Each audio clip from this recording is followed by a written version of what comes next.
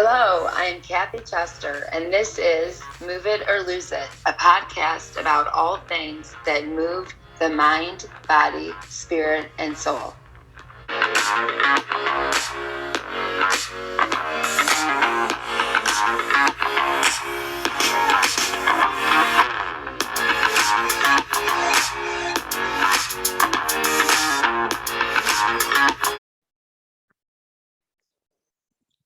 So here we are. So it is our next podcast, and I felt compelled that I would do this one solo. So this is my second time that I've done a solo podcast, and I came to that conclusion this time with all the questions that I've been asked since I started the podcast, and even previous to that with clients and patients. And I remember being in the doctor's office several times with my infusions and never in a rude way, but they would ask if I would talk to new patients that had just been diagnosed. And I was always very happy to do that and give them some of my tips and things that I've learned along the way, having battling multiple sclerosis and rheumatoid for as long as I have. I have a lot of things that I am not a doctor, but I have a lot of things, a lot of knowledge from myths and a lot of things that didn't work and some great things that did work. And so we're going to go and we're going to chat about that today. We're going to chat about some of the questions, like I said, that I've been asked. So let's start with right out with here we are with the one thing that I get asked a lot is stress. How do we combat stress with an autoimmune disease and everything that's going on right now? So, twofold answer for that. So, yes, the stress of this whole COVID thing, still many of us in different countries being locked down, still going back to masks again, and the whole thing that adds a level of stress that is for the whole world. And when you're battling or struggling with your autoimmune disease, we know that we need to take stress out. So one of the things that I did is I took all of the alarms off my phone that would get me hyped up about what's going on. Not that I decide to be ignorant of what's happening, but I choose to not have an alarm set off every time a news thing on my phone wants to jolt me with some big, some big thing that isn't really going to matter. So I've done that to alleviate stress. One of the things that I will be doing on YouTube is showing you some stretches that I do when I wake up in the morning that really help me to be able to get my mindset right for the day and for what I have, whether it's clients, podcasts, interviews, things like that.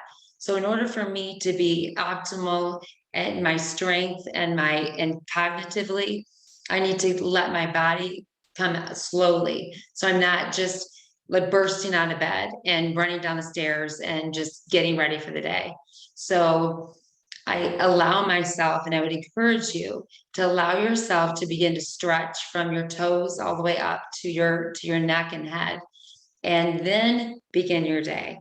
And for me, that also includes I will get up early to get some meditation and some prayer in. So it's for what is for you. For me, I love to get my devotions in the morning and then know that I have the rest of the day and I feel empowered. And I feel a sense of peace and calmness. So when things will come up in our day, like they will, I can go back to my toolbox and breathe, go back to my devotion because I've already set myself up for the day. So for me, that's what it's all about. How am I going to set myself up to deal with either one, either the rheumatoid or the MS? How am I going to set my day up in a way that can alleviate as much stress as possible? So those are some tips that I have, and communicate with your significant other. If you are with someone, communicate to them that I'm feeling a lot of stress today, so I'm going to take some time and do this. If we've learned anything over 2020, 2021, it is breathe, take some time out before we jump to the next thing. And a lot of us that are highly functional in the autoimmune world will continue because we're anxious and we want to work and we want to show and prove that we can still do this, we've got it. But that stress that stress that we put on ourselves to be everything that is just impossible for us to be. Perfect mom, perfect spouse, perfect everything, perfect employee. It's too much. We need to let go. We are only human. And for us that are battling an autoimmune disease, we've got to take that into consideration and think about that first, because we are no good to anyone else when we are completely focused about the stress that's coming into our day and our life. So that's my stress tip. Now we'll move on. And again, questions that you guys have for me when we go over this is you can go on to Move It or Lose It, gmail.com. So that's one thing. So it's Move It or Lose It at gmail.com. Email me questions. Also on Instagram, my handle is MS Move It or Lose It. And it's also under Disrupt Fitness, which is the gym that I own. So after we talk about stress, let's talk about something a little lighter, the crazy things that happen to us in a day, right? So we can be with our friends, we could be with our kids, and all of a sudden, out of nowhere, something crazy can happen. We've all experienced this in our autoimmune world, whether it's my foot decided not to work today, or now I'm going to be very real with you. I started walking, and what happened? I just peed my pants. So we've got to like get kind of funny and find some humor in the crazy things that happen to us in a day, in an hour, that can change from I feel great to I just got shot with a tranquilizer and I'm going to bed. Goodbye. So in that, we've got to figure out some of the crazy things our body doesn't do. Sometimes we can have a handle on it if it's something that's repetitive, and we know at 3 p.m. is not the time that I'm going to go out and start a workout. So you've got to know for you what your body can do at different times. So is this a time that you want to move your body? What is it, the crazy things that happen? We know some of them. We know at this time this will happen. We know if we're a morning person or a night person. So do we have to start with movement in the morning after stretching? I would encourage you to, but with a lot of things changing and a lot of our autoimmune world working again, back to work, I would say when you can at night after, if that's possible, it doesn't need to be a stressful movement. I know for myself in my early days of being diagnosed, I knew movement was crucial, but my exercising, and if you've heard my podcast or heard me on an interview, you'll hear me say over again that had I known what I know now, I wouldn't have been so aggressive with my workouts. But I felt young and strong still. I didn't feel a lot of the symptoms for a while, the normal things, the tingling, the numbing, the optic neuritis I've had since the very beginning. So it's taken my eyesight. I'm one of those special patients that have the pain with the optic neuritis. So that's never gone away. I do have a couple times that my sight has come back, and it'll come back for the last time it came back for a few years. And as COVID and as stress and things happen, I noticed my optic nerve was getting worse again. So it's about knowing our body, knowing the crazy things, having some humor with it. There's so many times that I will have some, just that fog that we get, right? The cognitive stuff. And I will for sure believe that what I'm saying is correct, but I've got it mixed up. Like a saying like 6 in one, half a dozen in the other. Got that one. But so many times my words get so fumbled. And as I've learned and spoke to several different stadiums and things for when I was a pastor's wife, I really learned that have fun with it. I would have them jump in with me, like I'm probably going to forget a word, or I will probably say it wrong. So help me out. It's also a great way to know if you're being listened to. So that would be find humor in the things that you can. And some of it is just the crazy things that happen to us. And then I would go on to, let's go to the next one. So number 3, real emotions. So we wake up, we've got days that our emotions are way up here. Then we've got days that our emotions feel like, okay, I can do this. So you need to be able to converse and explain when your emotions have got you that day, so that your significant other, whoever's on your team, and also I encourage you, if you have a neurologist, talk to your neurologist about that. And that's a great way for you to know if a red flag. If your neurologist isn't concerned with where you are emotionally and how that's affecting your multiple sclerosis or whatever disease you're battling, that's a red flag that this doctor may not be for you. And so it's okay. I talked about this earlier. So go back and listen to my show with Dr. Tova Goldstein, and you'll hear about what we talked about, that it's okay to break up with your doctor. I've done it this last year, broke up with 2, went back to my old flame, my old doctor.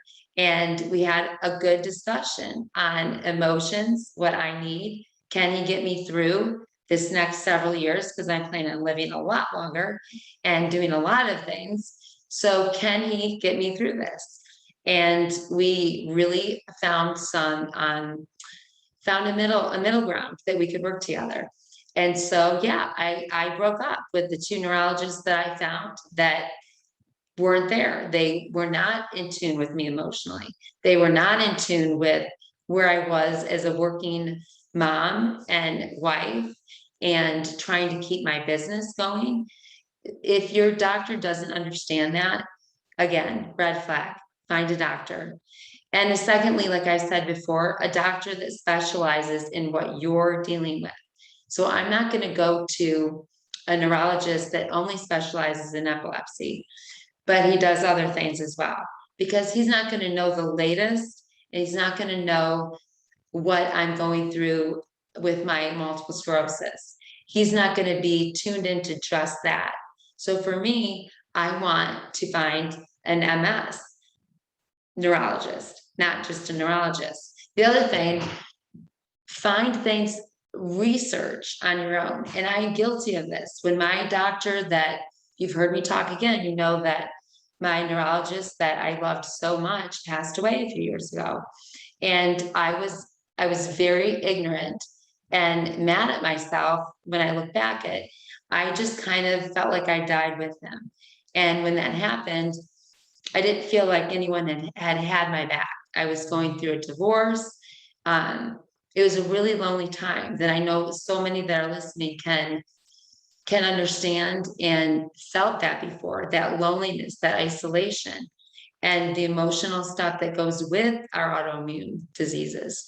And so I would encourage you to find that doctor, that person that you can talk to about the emotions that come with it, because we have them, whether it's aggression, anger, anxiety, or just you're crying for no reason and you don't know what's going on.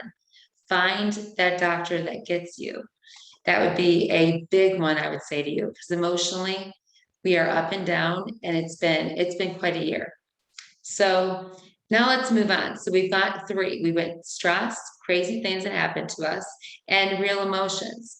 So now let's go over some myths. So I remember back in, I'm not going to age myself too much, but I was diagnosed very early. So I was a very young woman, young mom. Um, Myths that I got in the beginning. Again, we've talked about this several times. The only disease that you go in and you get a glossy pamphlet and says, what do you think? Well, when I become a neurologist, I'll let you know. So I would say myths. In the beginning, I was told that I would never be able to go to the beach, go in the sun, that I wouldn't be able to do anything but possibly go on a stroll or maybe bicycle slowly. So things that I've learned through the years is A, that's not true. And B, you can do anything you want to do, but you've got to have the tools. So let's use some examples. So you've heard me talk about, and you get a discount at the end. I use Coltec. So Coltec is an awesome company, and I'll use the wraps around my neck. I'll use around my head. I'll use things to keep my body cool. I will use neck their little ties, their neckties that fill up with beads.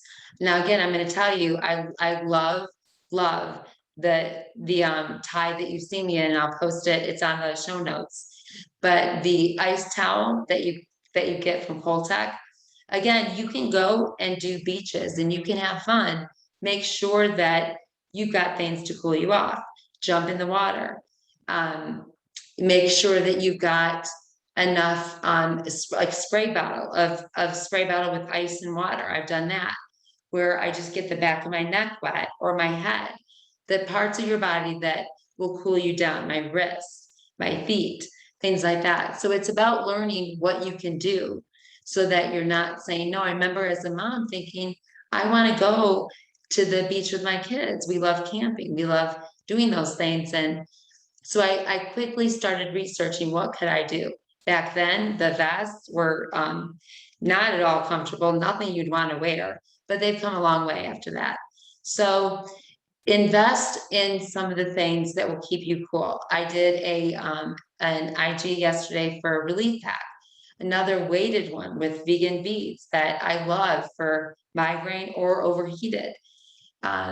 We've got to just think about what it is we can do. I'm a roller coaster fanatic.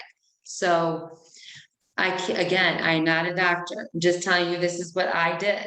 I took a Dramamine.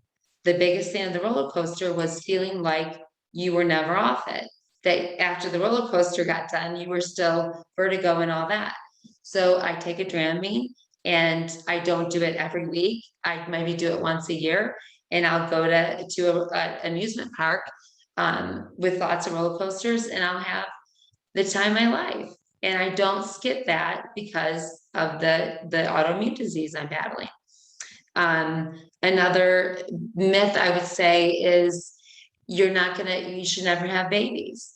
That's your decision. I remember after being diagnosed hearing no children at all for you. I had already had 3. So for us, it was a decision made that we really don't need to do this. At the time I was on chemotherapy, and it didn't make sense to try to chance having another child. We've learned a lot since then. And we've learned that carefully monitored, we are able to have children with MS, and it doesn't give us a relapse. And if done the right way, we are able to do that. And other myths, you'll never meet anyone, you'll never get married. Guess what? I was divorced and then met my husband that is amazing. And I was way deep, 15 years into MS, and did not stop that. So if that is on your heart, your desire to be married, don't shove that away, that's not going to happen. You are battling a autoimmune disease. And when I say that in the way that that's respected, that you didn't give up. And if any person is going to be with you, I remember my husband telling me when we were dating how much he respected my spunk and my battling and my fighting this disease. And I would say that the spouse or that person that's right for you is going to notice how hard you're working towards battling that, and is going to appreciate and have a lot of respect for you. So that's one thing that I would definitely let you guys know, some myths, and we'll go over that some more if I get some of your questions. Another one. So now let's move on to advocating. So we talked about this a little bit. How do we advocate for ourselves? And I would say this is another one of the big questions I get from all ages being diagnosed. How do you advocate with your neurologist or your team without sounding so aggressive? So understand what I mean when I say that. There's a way to be assertive about what we need, right? So there's a way to say, I'm worthy of this. I need this. I have to have this. I'm having severe migraines. I'm having whatever it is. So we need to be able to advocate and let them know that I didn't get my blood work done for this. I didn't get the results. I expect a callback on whatever it is. I happen to get UTIs a lot. So if I'm not getting a call back, I will advocate for myself and say, I shouldn't have to worry when I was told I would get a call back in 24 hours, and now it's been 3 days. So advocate for yourself and the medication, how you feel, what you need. And that's a different thing than aggression. So a lot of times, as you all know, I know that I'm not the only one out here that struggles with this, but we get so angry with the disease that we're battling. A lot of times it comes out at the wrong people. A lot of times I know that I owe an apology to my kids or my husband for that aggression being taken out on the wrong person. And sometimes that aggression comes out to our neurologist. And in reality, sometimes you're absolutely right to be aggravated, but other times it's a little bit over the top because we're so angry with what we're dealing with. So it's a good time for you to kind of self-evaluate, take some notes. What has got me so aggravated right now that I'm about to tear this person's head off? And then sit back. It may mean a timeout for you. Timeout I remember being a young mom, timeout for me was the shower or the bathroom, knowing that I was going to get notes slipped under and banged on the door and all that. But find that spot, whether it's the shower, the bathroom, go on a walk, go on a stroll, take the wheelchair outside, whatever it is that you need to do to find that space so that you can figure out what is this aggression coming from. And it'll do you so much good to figure out, am I being assertive or am I being aggressive?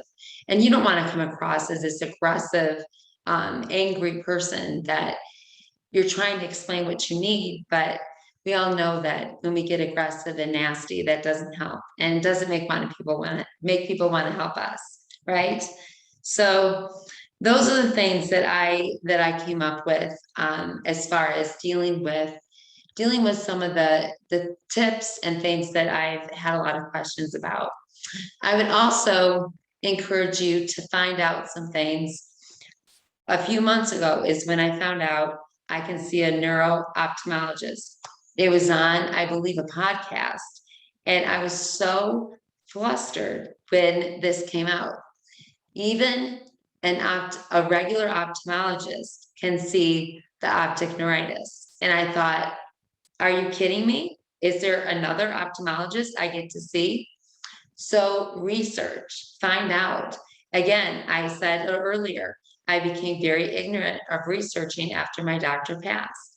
And would I have known that I could see a neuro ophthalmologist for my eyes? That's where I'm going next. But we don't know what we don't know. And knowledge gives us power to be able to take care of ourselves. And in order to do that, we need to have knowledge.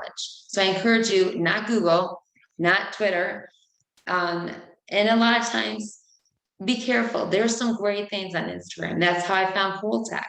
That's how they found me. That's how I found Relief Pack.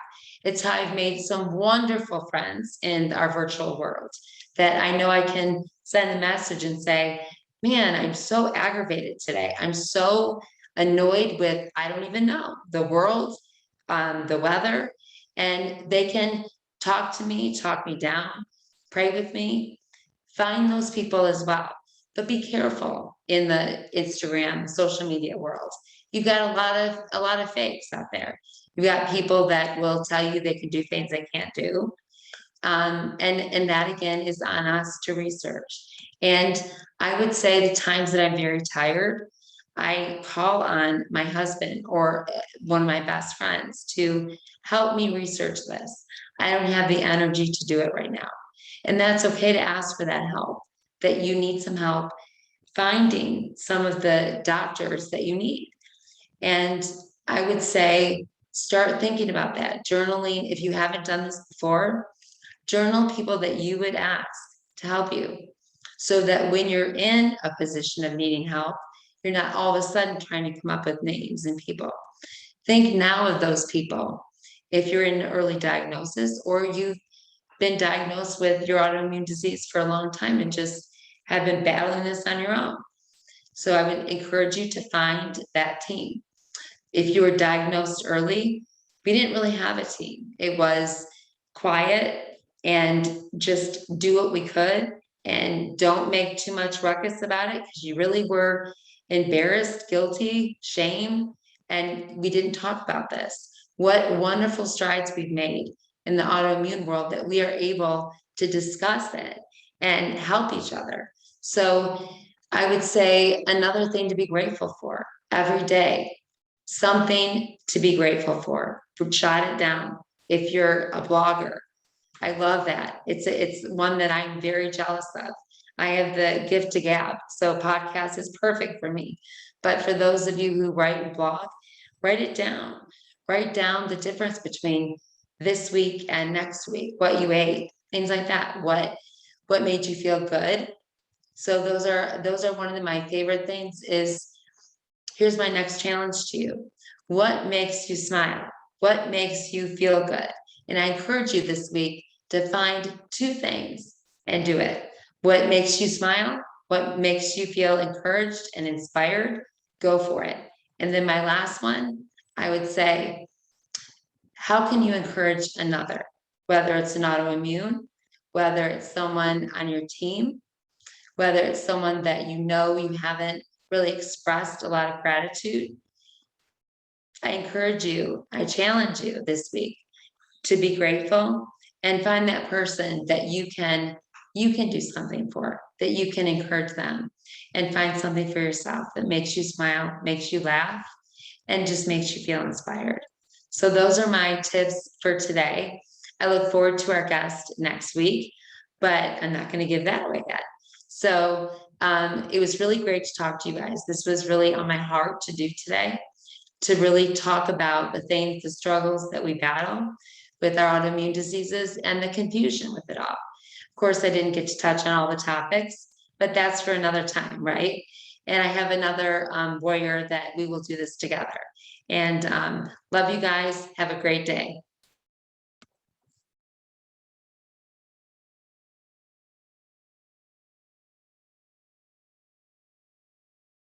Also, don't forget that at the bottom of the show notes, you'll see a discount, Disrupt 15. You'll see discounts for Coltech, for Relief Pack. And my very favorite, I hope to have on the podcast soon, Previnex. Hands down, the best multivitamins, the best for your body. So you'll see a lot of that. Take a look at the show notes, take a look at the bottom, and go ahead and purchase. Get the stuff, you'll love it. Talk to you guys later. Have a great week.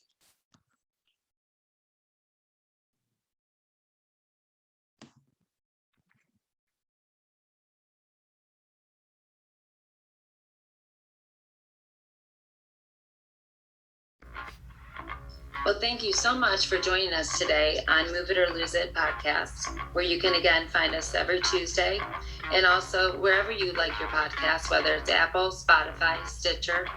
Join us on that, and we can't wait to see you again. We're going to have a lot of exciting guests and working together.